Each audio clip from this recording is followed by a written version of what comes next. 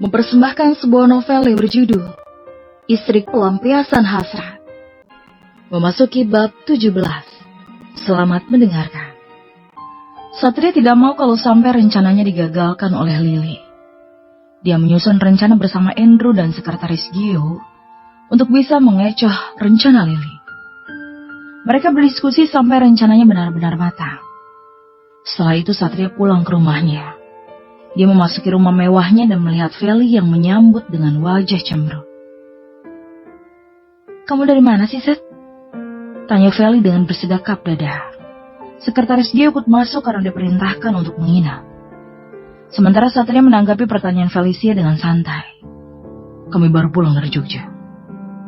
Gio, besok bangunkan aku pagi-pagi." Sekretaris itu pun mengangguk dan menurut apa yang bosnya perintahkan. Lily muncul dan menghampiri menantunya yang baru pulang. Mantu mama baru pulang? Kamu kemarin gak pulang ya?" Sapa Lily dengan ramah. Seperti itulah sikapnya dengan sang menantu. Memperlakukannya dengan baik karena sadar Satria adalah sumber uangnya. "Iya, Ma. Ada rencana pembangunan villa di sana. Jadi aku sibuk sekali sampai tidak tahu kalau mama datang." Balas Satria seolah dia tidak mengerti kebusukan mertuanya. "Oh, bagus sekali. Kamu sangat bekerja keras. Feli, layani suami kamu dengan baik ya. Dia baru pulang, pasti lelah. Biar mama siapkan makanan untuknya," kata wanita itu sambil memberikan kode lewat matanya pada sang anak. "Tidak usah, Ma. Kami baru makan. Aku mau langsung istirahat saja," tolak Satria yang lalu meninggalkan mertuanya. "Oh, ya sudah kalau begitu." Lily tersenyum seramah mungkin di hadapan menantunya. Siapapun yang melihat ekspresinya pasti akan mengira bahwa Lily adalah wanita yang baik. Felicia mengikuti suaminya seperti yang mamanya perintahkan. Dia harus bisa mengontrol emosi agar Satria tidak marah dan nantinya akan mencurigai hubungan gelapnya dengan Andrew. Pokoknya dia harus bisa mengambil hati dan pikiran Satria setelah pernikahannya dengan Kania terbongkar. Satria masuk ke kamar mandi dan Feli langsung menyiapkan pakaian seperti yang diinstruksikan oleh mamanya. Setelah itu dia memakai pakaian seksi dan memakai riasan sehingga wajah cantiknya akan memikat Satria.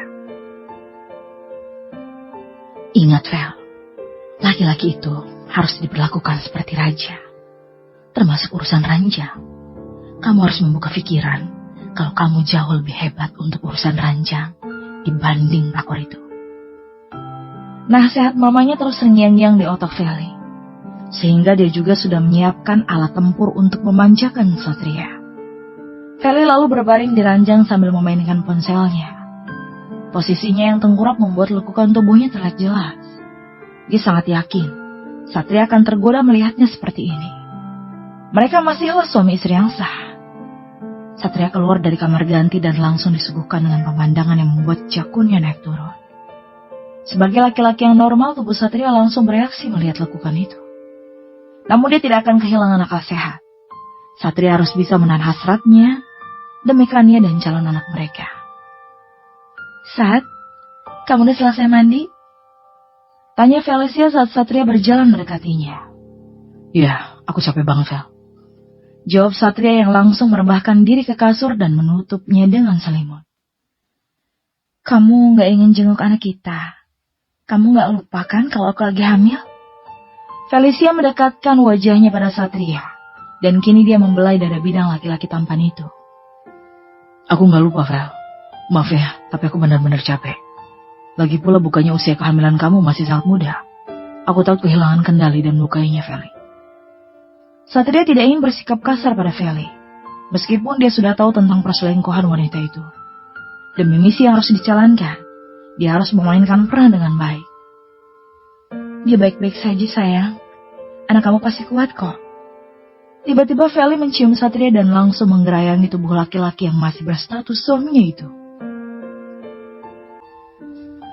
Satria tidak berkutik karena ciuman Feli yang sejujurnya memang membuat hasratnya naik. Akan tetapi dia langsung menyadarkan pikirannya bahwa Feli telah mengkhianatinya. Dia tidak ingin merasakan sesuatu yang telah dinikmati orang lain, walaupun dia baru menyadarinya sekarang. Satria mencari cara supaya Feli mau melakukan tes DNA yang tidak akan disadarinya. Vel, aku tahu kalau anak aku pasti kuat. Tapi tolong mengerti rasa khawatirku. Aku hanya takut kalau dia kenapa-napa. Apalagi kehamilan kamu masih sangat muda. Satria membaringkan tubuh Feli di sampingnya. Dan dia langsung bangun untuk menarik selimut. Kok kamu gitu sih, Sat? Aku tuh lagi pengen. Dedenya juga pasti pengen banget dijenguk papanya. Apa karena wanita itu? Kamu gak berselera lagi sama aku? Tanya Feli dengan kesal. Wajah cemberutnya selalu menjadi andalan karena Satria yang dulu tidak akan pernah mengizinkan wajah sedih atau marah menghiasi kecantikannya. Sayang, aku sudah tidak berhubungan lagi dengannya. Aku itu benar-benar khawatir sama keadaan kamu. Gini aja, besok kita tes lengkap kondisi kamu dan anak kita. Setelah hasilnya keluar baik-baik saja, baru kita lakukan, oke?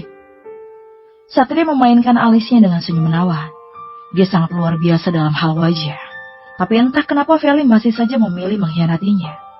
Padahal Satria adalah sosok suami yang sangat sempurna. Ya udah, terserah kamu aja. Aku yakin kok semuanya baik-baik aja.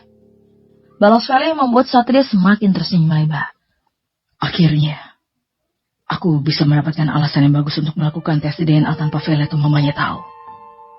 Batin Satria. Feli dan Satria ke rumah sakit bersama sekretaris Gio. Sementara itu Andrew juga menjalankan pemeriksaan di rumah sakit yang lain. Setelah melakukan registrasi, mereka langsung menemui dokter ahli kandungan yang pernah memeriksa keadaan Felicia. Dokter perempuan itu telah diatur oleh Satria dan sekretarisnya supaya mereka bisa melakukan pemeriksaan DNA untuk bayi Feli. Kondisinya cukup, tapi kalau mau pemeriksaan menyeluruh untuk memastikan tidak ada masalah yang serius, lebih baik menjalankan tes NIPT. Dokter masih memeriksa kandungan Felicia melalui USG. Apa itu, Dok? Tanya Feli yang tiba-tiba ikut tegang.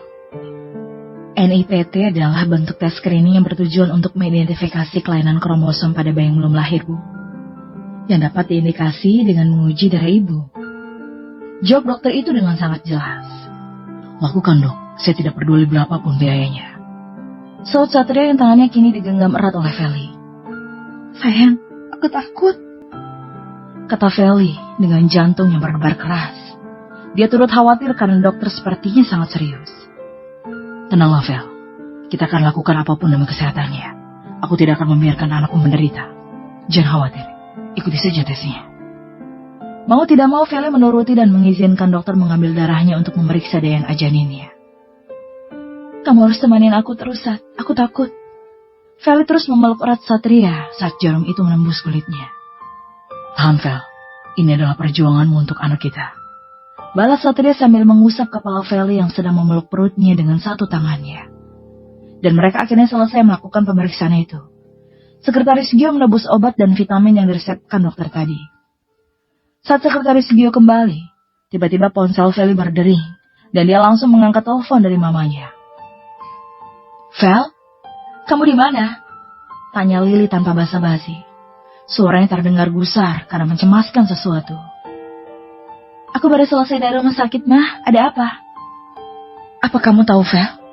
Satria sudah melayangkan gugatan cerai di pengadilan. Dan sekarang kamu mendapatkan surat panggilannya, Fel.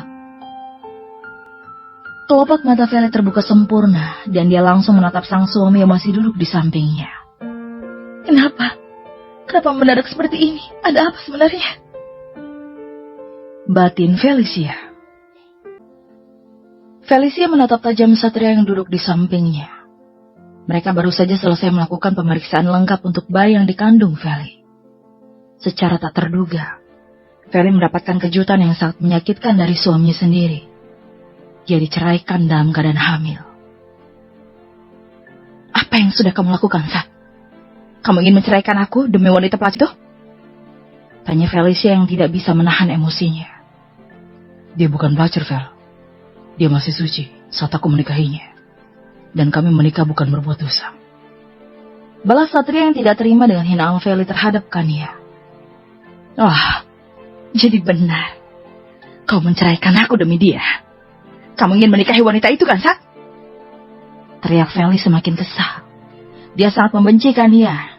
Dan sekarang dia diceraikan dalam keadaan hamil karena wanita itu. Aku menceraikan kamu supaya kamu bisa bersatu dengan selingkuhanmu. Andrew. Balas Satria tak kalah geram. Dia sudah menahan amarah yang memuncak dalam dirinya. Dan semua itu ia lakukan hanya demi tes DNA yang bahkan Feli tak sadari.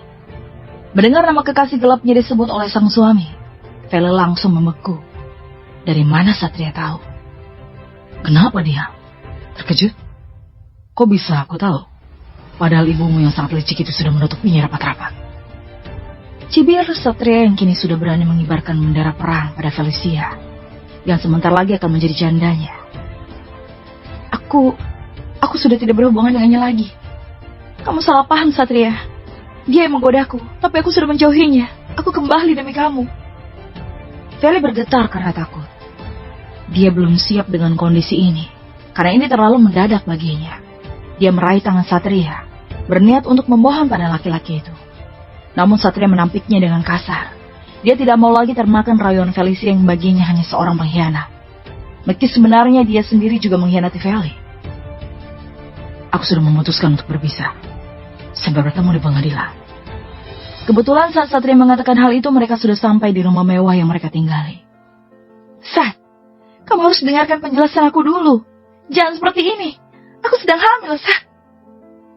Teriak Felicia saat sekretaris Gio membukakan pintu mobil untuknya. Sedangkan sang suami masih santai duduk di kursinya. Sampai bertemu di pengadilan, Feli. Kata Satria sambil memberikan sebuah kode pada sekretaris Gio melalui tangannya untuk segera mengusir Felicia. Mario ya. Sekretaris Gio sudah hampir menyeret tangan Felicia untuk keluar. Lihat saja, Sat. Kamu akan menyesal. Aku tidak akan mengizinkan kamu bertemu dengan anak kita. Teriak Felicia yang kemudian keluar dari mobil itu. Sementara itu Lily, mamanya Felicia menyusul keluar karena sedari tadi sudah menunggu kedatangan sang putri. Sekretaris Gio kembali masuk ke dalam mobil dan tidak lama mobil Satria pun meninggalkan rumah mewah itu. Ada apa, Feli? Ada apa sebenarnya? Tanya wanita itu panik. Ma, Satria mau menceraikan aku, Ma. Feli memeluk mamanya dan mulai menangis ketakutan. Kenapa bisa begitu? Apa dia masih berhubungan dengan wanita itu? Tanya Lily yang sama bingungnya dengan Felicia. Jika Satria menceraikan Feli, maka mereka akan kehilangan tambang emas mereka. Aku nggak tahu, Ma. Tapi yang jelas Satria sudah tahu hubungan aku dengan Andrew. Jawab Feli masih sesenggukan. Apa? Tahu dari mana dia?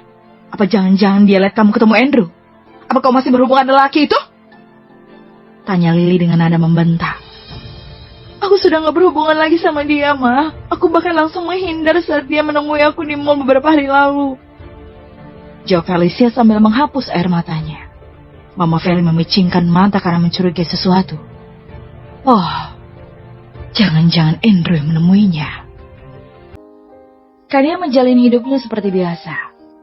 Dia membantu Bu Santi seperti biasa meskipun Satria memberikannya uang. Akan tetapi Kania ingin menghabiskan waktu dengan hal-hal yang bermanfaat. Karena itulah, dia masih tetap pergi ke toko dan juga membantu memasak. Ibu jadi tidak enak sama kamu, Kania. Padahal kamu ini istrinya pengusaha kaya raya loh. Kok malah kerja di tempat ibu yang kayak gini? Kata Bu Santi saat Kania menemaninya jalan kaki usai berjualan di toko. Sebenarnya Satria tidak mengizinkannya untuk bekerja. Tapi Kania memaksa karena dia tidak mau kesepian. Dan ia bingung tanpa ada kegiatan. Sampai akhirnya Satria mengizinkannya hanya jika dia mau diikuti oleh 2 pengawal yang akan menjaganya. Bukan tanpa alasan Satria menugaskan 2 pengawal berbadan tegap yang dipercaya bisa melindungi Kania. Akan tetapi Satria sangat takut jika tiba-tiba Feli atau mamanya menemukan Kania dan menyakitinya. Apalagi Kania saat ini sedang hamil. Enggak apa-apa, Bu. Lagian suami saya juga nggak keberatan kok. Balaskannya yang merasa sangat berterima kasih dengan kebaikan Bu Santi selama tinggal di kampung ini. Tapi suami kamu sangat perhatian ya, sampai-sampai kamu diikuti terus sama mereka. Kata Bu Santi sambil melirik ke belakang dan 2 orang itu mengangguk dengan senyumnya. Meski tersenyum, tetap saja mereka terlihat menyeramkan. Ya mungkin karena saya lagi hamil, Bu. Mereka pun mentertawakan 2 penjaga khusus itu. Saat hampir sampai, ternyata ada mobil yang asing terparkir tepat di depan rumah Kania. Dua penjagakannya yang curiga pun langsung bersiaga untuk melindunginya. Mereka khawatir jika itu adalah orang jahat yang sudah diwanti-wanti oleh Satria. "Kenapa kalian bersikap seperti ini?" tanyakannya yang merasa tindakan dua pengawalnya itu sangat berlebihan. "Maaf Nona, ini sesuai perintah Tuan. Jika ada orang asing yang mencurigakan, kami harus selalu bersiaga," jawab salah satu dari dua orang itu yang memiliki tato di lengan kanannya. "Tapi bisa saja itu mobil tamunya Mas Gabriel yang sedang diparkir di depan rumah. Bisa saja kan?" balaskannya dengan sewa. "Kita pastikan dulu Nona." Kania terpaksa menunggu di rumah Bu Santi bersama pria bertato itu. Sedangkan yang lainnya mengecek ke dalam rumah Kania, sekaligus memastikan siapa pemilik mobil yang diparkir di sana. Tidak lama Gabriel berjalan bersama seorang lelaki yang terlihat masih gagah di usianya yang tidak lagi muda. Ternyata pemilik mobil itu adalah ayahnya Gabriel. "Tuh, kalian berlebihan. Orang cuma numpang parkir aja kok," katakannya dengan sewa. "Maaf Nona, kami hanya menjalankan perintah." "Mau sampai kapan aku diperlakukan seperti ini?" gumam wanita cantik itu sambil berjalan ke rumahnya. Sementara itu, Mama Feli tidak bisa menemukan keberadaan Andre. Dan itu membuat kecurigaannya semakin kuat bahwa Satria mendapat bukti perselingkuhan Felicia dari Andrew. Satria dan Feli kembali dipertemukan untuk agenda mediasi. Namun Satria tetap kukuh pada pendiriannya. Dia tetap ingin bercerai. "Kalau kamu mau menceraikan aku, kamu harus membagi 70% kekayaan kamu untuk aku dan anak kita, Satria. Aku tidak terima kalau hak anak kita dinikmati oleh selingkuhan kamu itu," kata Feli dengan mata berkaca-kaca. Sebagai model yang tidak asing dengan dunia akting, Feli tentu saja dengan mudah memainkan emosinya sebaik mungkin untuk menjerat Satria dan tidak akan melepaskannya begitu saja. "Kamu jangan serakah, Fel. Ini adalah harta milik orang tuaku, bukan harta gunung ini. Aku akan tetap memberikan hak anak kita. Hanya kalau itu terbukti anakku." Bersambung